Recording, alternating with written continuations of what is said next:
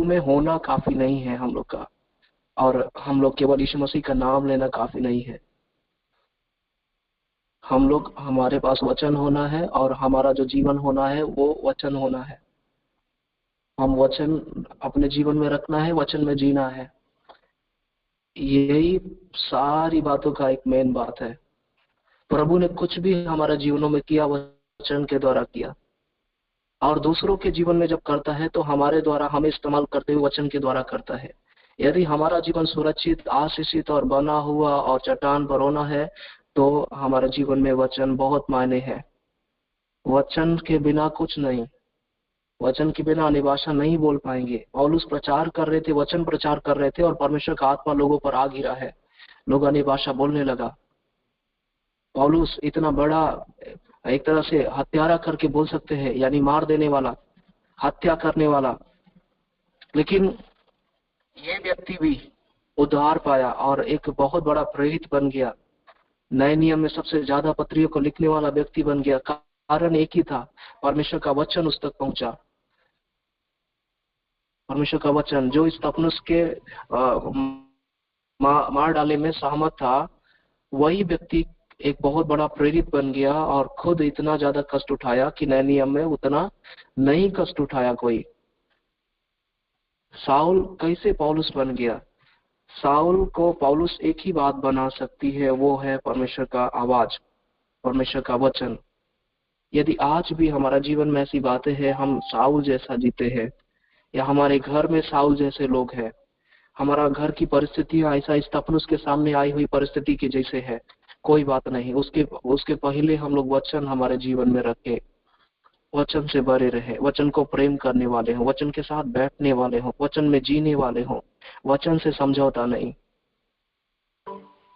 प्रभु यहाँ तक अपने वचन में कहते हैं, यदि हम वचन का पालन नहीं करते हैं, वचन नहीं सुनते हैं, प्रभु ने बोला, प्रभु के दासों के द्वारा हम तक बात पहुंची, यदि वचन को नहीं ध्यान देते, हम बलवा करते हैं, और ये जादू टोने जैसी बात हो जाती है। प्रभु का बात न सुनना जादू टोना जैसा है। प्रभु का बात न सुनना जबरदस्ती करना है, बलवा करना है, प्रभु से झगड़ा कर लेना है, प्रभु से दुश्मनी कर लेना है। जब हम प्रभु का वचन में नहीं जीते, प्रभु का वचन नहीं मानते,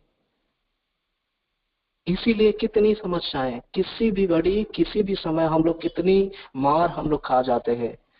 उसके बाद हम लोग सोचते हैं कि क्या, क्यों हो गया, किस कारण से हो गया, कहां से हो गया, कैसे हो गया।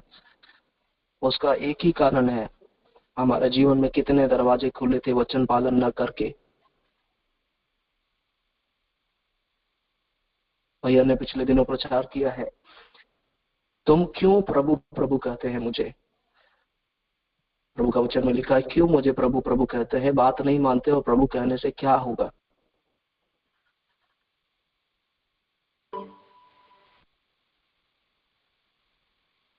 हालेलुया। प्रभु ने बोला, समय असमय तैयार रहो, लेकिन 5 कुंवारी लोग तैयार थे, 5 कुंवारी लोग तैयार नहीं थे,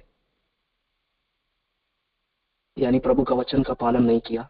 और जिसने वचन का पालन नहीं किया, प्रभु ने उसको क्या बोला है हम लोग देखते हैं, तो प्रभु ने बोला, मैं तुम्हें नहीं जानता। और यहाँ पर भी प्रभु बोल रहा है, तो मुझे क्यों प्रभु कहते हो।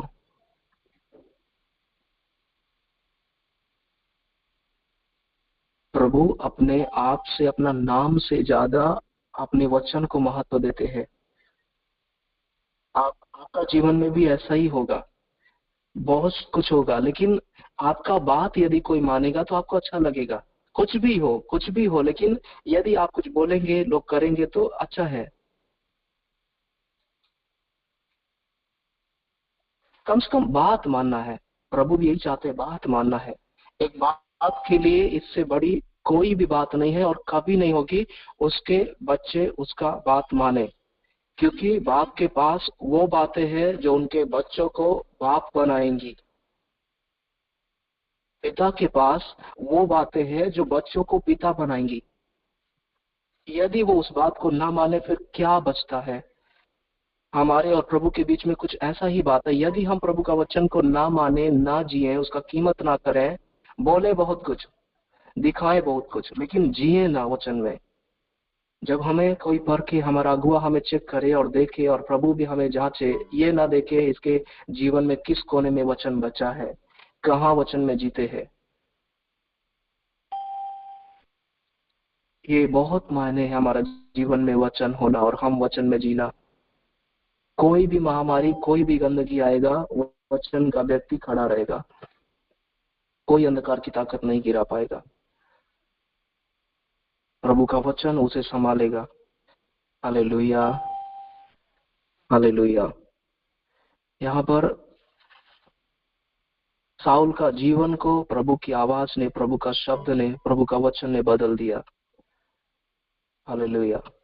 किसी का हृदय बदलना है, किसी का जीवन बदलना है, तो उसके पास परमेश्वर का एक ताजा वचन पहुंचना है। परमेश्वर ने अपने वचन को भेजा, यीशु मसीह को भेजा इस दुनिया में, जो एक ताजा प्रकाशन था दुनिया के लिए। जीवित वचन था, चलता फिरता वचन था, बात करता हुआ वचन था, लोगों को छू लेने वाला वचन था, लोगों को गले लेने वाला वचन था। यहाँ तक कि कोड़ी के ऊपर भी हाथ रखा यीशु मसीह।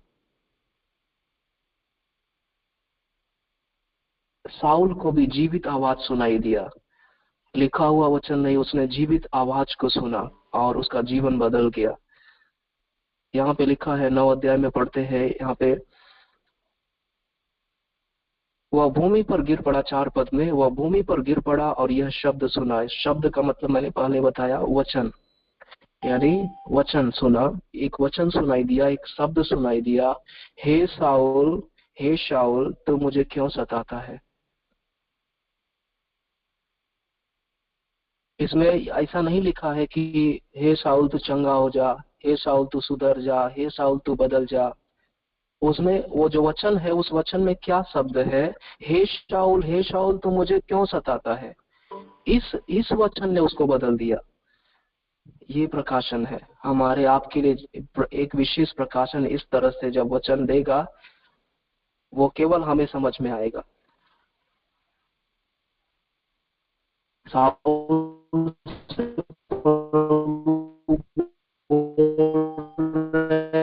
तो मुझे सताता क्यों है। उसने पूछा, हे प्रभु तू कौन है। उसने कहा, मैं यीशु हूं जिसे तू सताता है। इतने में ही उसका पूरा जीवन बदल गया। हालेलुया। देखिए, प्रभु एक व्यक्ति को साउल से पौलुस बना रहा है अपने वचन के द्वारा। कोई भी है, कितना भी बड़ा शाऊल है, यदि वो पौलुस बनना है, उसके पास वचन जाना है, वो वचन सुनना है, उसका जीवन में वचन जाना है। वचन के द्वारा ही शाऊल पौलुस बना है, प्रभु की आवाज के द्वारा।